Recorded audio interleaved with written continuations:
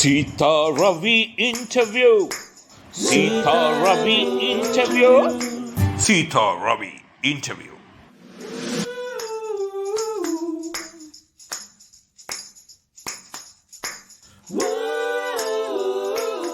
வணக்கம் மக்களே, நான் தான் உங்கள் சீதா ரவி. நான் ஒரு வழக்கறிஞர், அது மட்டுமல்லாமல் ஒரு சிறந்த சமூக சேவகி. 5-6 சங்கங்களில் மாவட்ட அளவிலும் மாநில அளவிலும் பொறுப்பில் உள்ளேன்.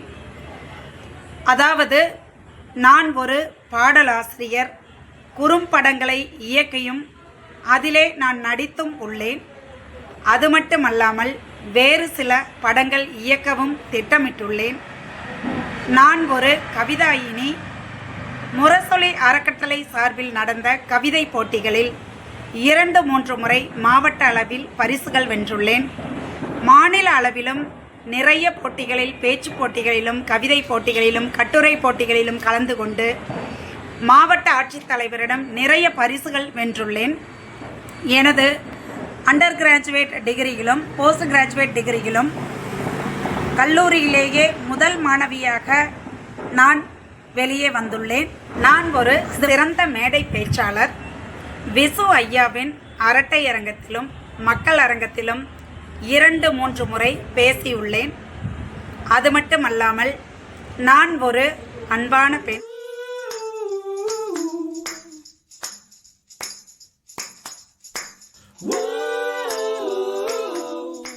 ஆமாங்க, நான் முன்னாடி சீதா கார்மெண்ட்ஸோட உரிமையாளர். ஓன் ப்ரொப்ரைட்டரிஸாக 2006 நான் சீதா கார்மெண்ட்ஸுங்கிற ஒரு நிறுவனம் ஆரம்பித்து பெண்களுக்கே ஒரு முன் உதாரணமாக நடத்திட்டு இருந்தேன். நம்ம நிறுவனத்தில் ஒரு 200-300 பேர் வேலை செஞ்சாங்க. நிறைய, அதாவது சிங்கர் மெஷின்ஸும் ஃப்ளாட் லாக் அண்டு ஓவர்லாக் மிஷின்ஸும் நிறைய போட்டு நிறைய ஆட்களை வச்சு வேலை பார்த்தேன். நம்மளுடைய ஆர்டர்ஸ் வெளிநாட்டுக்கெல்லாம் போச்சு. நான் ஒரு சிறந்த பெண் நிர்வாகிங்கிற ஒரு மிகப்பெரிய பெயரோட திருப்பூரில் விளங்கினேன். அப்போ தான் விசு ஐயாவின் மக்கள் அரங்கம் ஊத்துக்குழியில் நடந்துச்சு.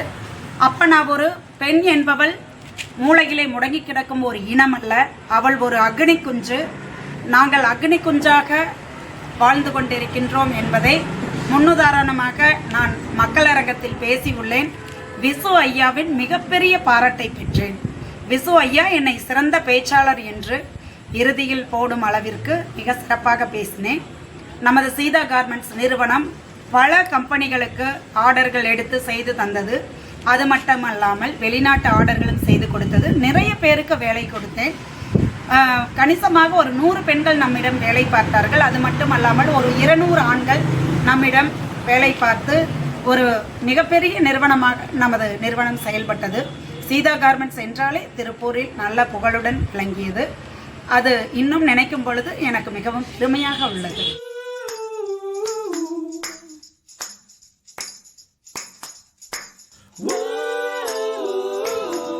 என்னவர் little maestro RS Ravipriyan sir அவர்களின் இசையில் நான் ஒரு 50 பாடல்களுக்கு மேல் எழுதியுள்ளேன்.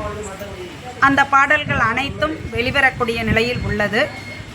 எனவே பாடலாசிரியர் என்ற பரிமாணத்தை எடுத்து அந்த இறைவனுடைய செயலாக நான் கருதுகிறேன்.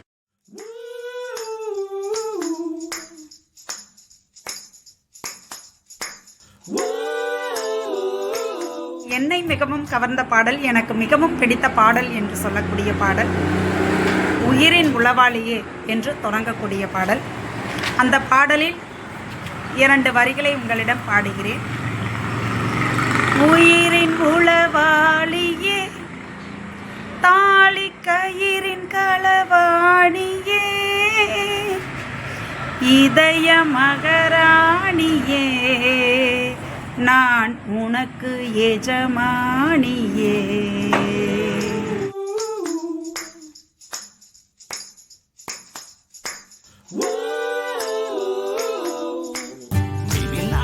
ஜோதிடத்தின் மீதான ஆர்வம் எனக்கு 13 வயதிலிருந்தே வந்துவிட்டது. அதற்கு மிக மிக முக்கிய காரணம், என் தந்தைக்கு நிறைய ஜோதிட நண்பர்கள் இருந்தார்கள். அவர்கள் நமது இல்லத்திற்கு வரும்பொழுதெல்லாம் ஜோதிடத்தை பற்றி பேசி பேசி எனக்கு அந்த ஜோதிடத்தின் மேல் மிகுந்த ஆர்வம் வந்துவிட்டது. எனது கல்வியை தவிர ஜோதிடத்தை பற்றி ஆராய்ச்சி செய்ய வேண்டும், அதன் உள் சென்று ஒவ்வொரு கிரகங்களின் நிலை என்ன என்பதை தெரிந்து கொள்ள வேண்டும். எப்படி கிரகம் ஒரு மனிதனை ஆள்கிறது, அது எவ்வாறு ஒரு மனிதனின் வாழ்க்கையில் செயல்படுகிறது என்பதையெல்லாம் நான் தெரிந்து கொள்ள மிகவும் ஆர்வப்பட்டேன். அதற்கு எனது தந்தை மிகவும் உறுதுணையாக இருந்தார்கள். நிறைய புத்தகங்களை வாங்கி தந்தார்கள். நிறைய ஜோதிடர்கள் கிட்டையும் மகான்கள் கிட்டையும் சித்தர் பெருமக்கள் கிட்டையும் கூட்டிகிட்டு போய் எனக்கு அருள்வாக்கும், மகான்கள் கிட்ட நிறைய அருள் நெறிகளையும் அதே போல் பல ஜோதிடர்கள் கிட்ட ஜோதிட ஞானத்தையும் என் தந்தை எனக்கு கற்றுக் கொடுத்தார்கள். அதன் பிறகு நான் ஜோதிடத்தை பற்றிய ஆய்வை மேற்கொண்டேன். அதாவது கதை புத்தகங்களை படிப்பதையும் சினிமாக்கள் டிராமாக்கள் பார்ப்பதையும் கொஞ்சம் தவிர்த்து கொண்டு எனது கல்வி மேல் செலுத்திய ஆர்வத்தை தவிர ஜோதிடத்தின் மேல் மிகுந்த ஆர்வம் செலுத்தி ஜோதிடத்தின் அடி ஆழம் வரை சென்று நான் கற்றுக்கொள்ள ஆசைப்பட்டேன். அதில் நான் 90% அதனுடைய அதாவது ஜோதிடம் என்பது கடல் போன்றது. அதில் பல ஆய்வுகளை மேற்கொண்டு நான் 90% ஜோதிடத்தை பற்றி கற்றுக்கொண்டேன் என்றும் சொல்லலாம். ஜோதிடம் தவிர எண் கணிதம், கைரேகை சாஸ்திரம், உருளி சாஸ்திரம், வாஸ்து, மேலும் நாடி ஜோதிடம், பெயர் சம்பந்தமான சாஸ்திரங்கள் அனைத்தையும் கற்றுக்கொண்டேன்.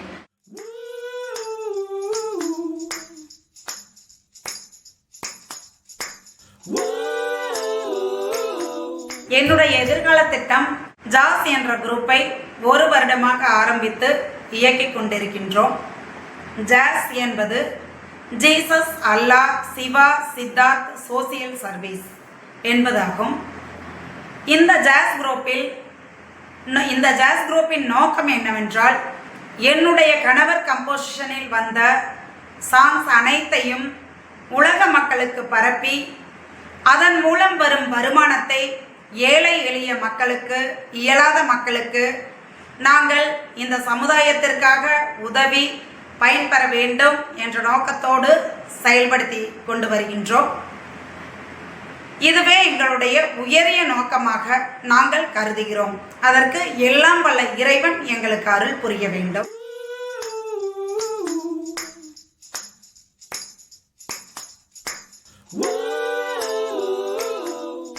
எனக்கு பிடித்த தலைவர்கள் புரட்சி தலைவர் பொன்மனச்செம்மல் எம்ஜிஆர் அவர்கள். அதன் பிறகு கேப்டன் விஜயகாந்த் அவர்கள் எனக்கு பிடித்த தலைவர்கள். பொன்மனச்செம்மல் புரட்சி தலைவர் எம்ஜிஆர் ஐயாவை பற்றி சொல்ல வேண்டுமென்றால், அவரை போல் ஒரு தலைவர் இருக்கவும் முடியாது, இனி பிறக்கவும் முடியாது என்பதை போன்ற உயரிய மனிதர் ஏழை எளிய மக்களின் கடவுளாகவே வாழ்ந்து கொண்டிருக்கிறார்கள். எம்ஜிஆர் ஐயாவை பொறுத்தவரை மிகப்பெரிய தலைவராக இருந்தாலும் ஏழை எளிய மக்களை கட்டி தழுவி அவர்களை அணைத்து கொண்டு அன்பு செலுத்திய ஒரு மாபெரும் தலைவர். மாபெரும் சபைகளில் நீ நடந்தால் உனக்கு மாலைகள் விழ வேண்டும், ஒரு மாசு குறையாத மன்னவர் இவர் என்று ஊரார்கள் சொல்ல வேண்டும் என்ற பாடலுக்கு தகுந்தவாறு வாழ்ந்து சென்ற ஒரு மாபெரும் தலைவர். அவரை போல் ஒரு மனிதரை கண்ணால் காண முடியவில்லையே என்று நான் மிகுந்த வேதனை அடைந்ததுண்டு. எனவே எனக்கு எம்ஜிஆர் ஐயா மேல் மிகுந்த மரியாதை உண்டு. அவரின் வழியை பின்பற்றி மக்கள் வாழ வேண்டும். அவருடைய அன்பு, வள்ளல் குணம், அவருடைய பாசம் அனைத்தையுமே மக்கள் பின்பற்றி அவரை போல் வாழ்ந்து காட்ட வேண்டும் என்று ஒவ்வொருவரும் நினைக்க வேண்டும். அதாவது ஒரு மனிதன் நமது இல்லத்திற்கு வந்தால் வயிறார உண்ண வேண்டும் என்று நினைக்கும் ஒரு மாபெரும் தலைவர் அவர் என்பது சொல்லில் சொல்வதற்கு மிகையாகாது. அவ்வளவு பெரிய தலைவர். அடுத்த தலைவர் யார் என்றால் கேப்டன் விஜயகாந்த் அவர்கள். மக்கள் மத்தியிலே இன்று ஒரு தெய்வமாகவே கருதப்படுகிறார். அதாவது தன்னுடைய திரைப்படத்துறையிலே சாதாரண ஒரு மனிதனாக வந்து அவருடைய தொழில் கூடத்தை கூட விற்று கொண்டு வந்து பணத்தை போட்டு ஒரு மனிதன் ஒரு திரைப்படத்தில் நடித்து கஷ்டப்பட்டு உழைத்து முன்னுக்கு வந்து இந்த அளவு மக்கள் மத்தியிலே அவருடைய வள்ளல் குணத்தாலே பேசப்பட்ட ஒரு தலைவர் என்று விஜயகாந்தை சொல்லலாம். கேப்டன் விஜயகாந்த் ஐயாவை சொல்லலாம். அவரை போல ஒரு தலைவர் இனி மக்களுக்கு கிடைப்பது அரிது. நம்மளுடைய விருப்பம் என்னவென்றால் அவர் ஒரு முதலமைச்சராக ஆகி இருக்க வேண்டும்.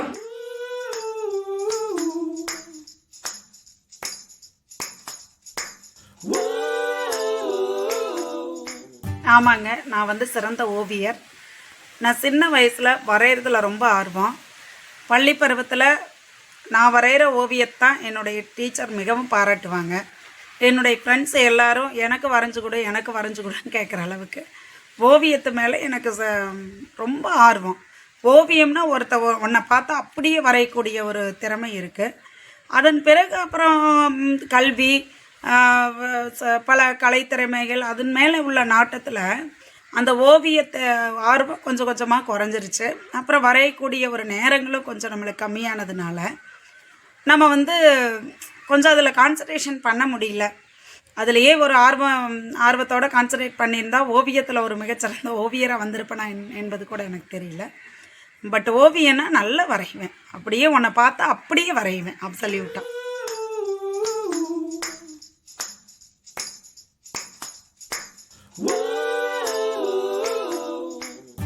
ஷார்ட் ஃபிலிம் பண்ணணுன்னு ஐடியா பண்ணிட்டு தான் இருந்தோம் முதல்லையும்.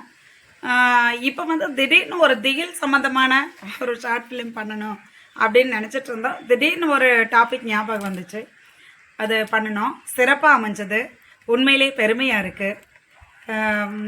அதில் சொன்ன வார்த்தைகள்லாம் ரொம்ப நல்லா இருக்குன்னு என்னோடய ஃப்ரெண்ட்ஸ் எல்லோரும் சொன்னாங்க.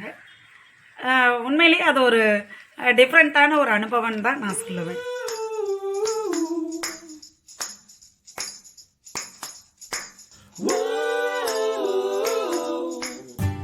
இந்த ஆத்மா இந்த உலகத்தில் இருக்க வரைக்கும் நம்மளால் முடிஞ்ச அளவுக்கு இந்த உலகத்துக்காக மனிதர்களுக்கு நம்மளால் முடிச்ச உதவிகளை செஞ்சுட்டு போகணும். நம்ம வாழ்ந்து மறைந்த பின்னாடி நம்ம பேர் வாழணும், அந்த மாதிரி வாழணும். அதுதான் மனிதன். ஏன்னா பகுத்தறிவுன்னு ஒன்று இறைவன் கொடுத்துருக்காரு.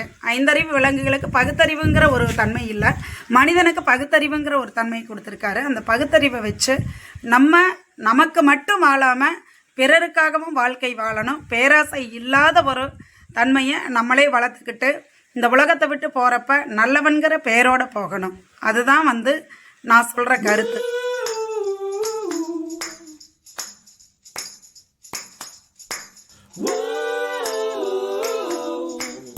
நிறைய சின்ன வயசில் வந்துச்சுங்க. அதாவது நான் அப்பா செல்லம், அப்பா மேலே ரொம்ப ஈடுபாடு. அப்பா என்னை ரொம்ப செல்லமாக வளர்த்துனாங்க. அதனால் என்ன சொன்னாலும் கோபம் வரும். ரொம்ப செல்லம் கொடுக்குறப்ப தலைகால் புரியாமல் ஆடுவோம்ல, அது மாதிரி தொட்டதுக்கெல்லாம் கோபம் வரும். அப்புறம் அது ஒரு குறிப்பிட்ட நாளில் நான் படிப்பு கல்லூரியில் கொண்டு போய் ஹாஸ்டலில் விட்டாங்க. கரூர் சாரதா காலேஜில் பார்த்தீங்கன்னா கோபமே வரக்கூடாது, அந்த மந்திரங்கள்லாம் சொல்லி அந்த கோபம்னா என்னன்னே தெரியாத அளவுக்கு ஆயிடுச்சு.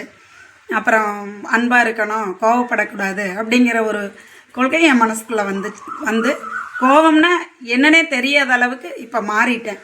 அன்பு, அமைதி அப்படிங்கிற ஒரு மனநிலைக்கு என்னை மாற்றியது என்னுடைய போஸ்ட் கிராஜுவேட் காலேஜ் தான். அங்கே சுவாமிஜியுடைய கண்ட்ரோலில் எங்கள் காலேஜ் இருந்துச்சு. அப்போ எல்லாம் அந்த நாமாவளிகள் இதெல்லாம் சொல்லி அந்த கோபம்னா என்னன்னே தெரியாமல் மறக்கிற அளவுக்கு ஆயிடுச்சு.